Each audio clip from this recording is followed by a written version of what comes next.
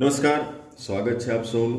આજે આપણે રાગ ખમાજમાં ચીજ ગીતનું વાદન શીખવાનું છે કે ફિંગરિંગ કેવી રીતના સેટ કરીશું. અને ફિંગરિંગ સેટ થઈ ગયા પછી પ્રેક્ટિસ કર્યા પછી ગાયનવાળા સાથે ગાવાની પ્રેક્ટિસ કેવી રીતના કરવાની છે એ પણ તમને હું બતાવીશ. પહેલી લાઈન સુધનલીની જબ સે ગઈ નૈણવ લગાઈ કે અહીંથી સાથી શરૂ થાય છે. સુધન, બરોબર, સા સા સા સુધનલીની લીની જબ સે ગઈ જબ સે ગઈ નૈણ નૈણ સા સા ની કોમળ નૈણ વા વા ધપ વા લગા લગાઈ કે. આ પહેલી લાઈન સાથી શરૂ થઈને સાથી પૂરું થાય. ફરીથી ફિંગરિંગ ખાસ જોઈ લેજો. સુધનલીની જબ સે ગઈ નૈણવા લગાઈ કે. બરોબર, હજુ થોડુંક ધીમો લેવાનો ટ્રાય કરું છું. સુધનલીની જબ સે ગઈ નૈણવા લગાઈ કે.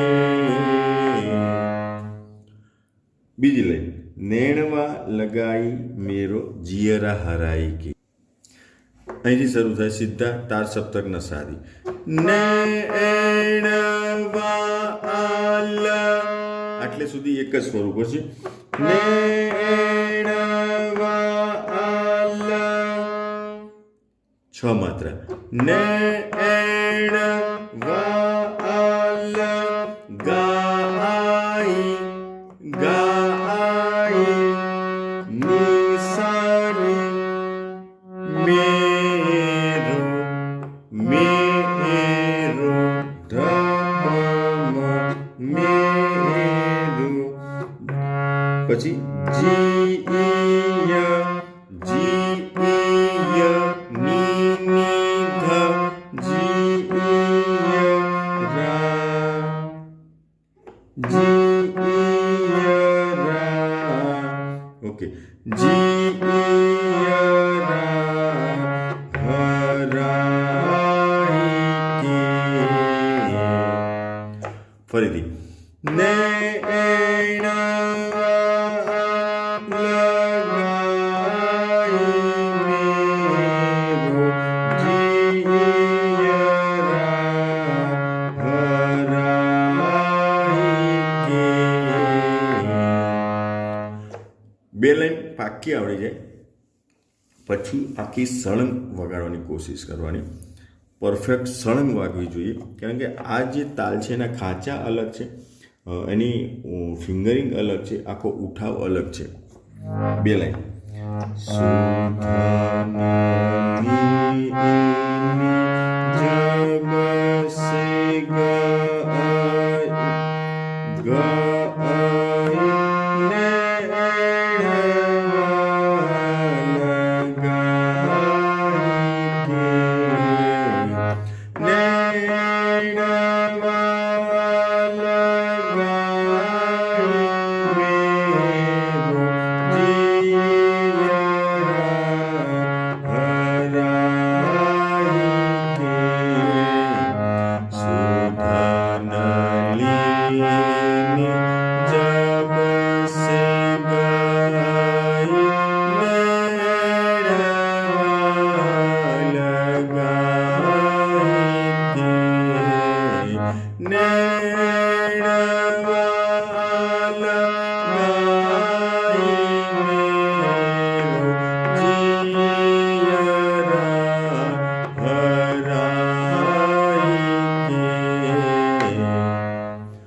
આ રીતના પ્રેક્ટિસ થઈ જાય પછી એનો રિયાઝ તમારે સતત રાખવાનો છે.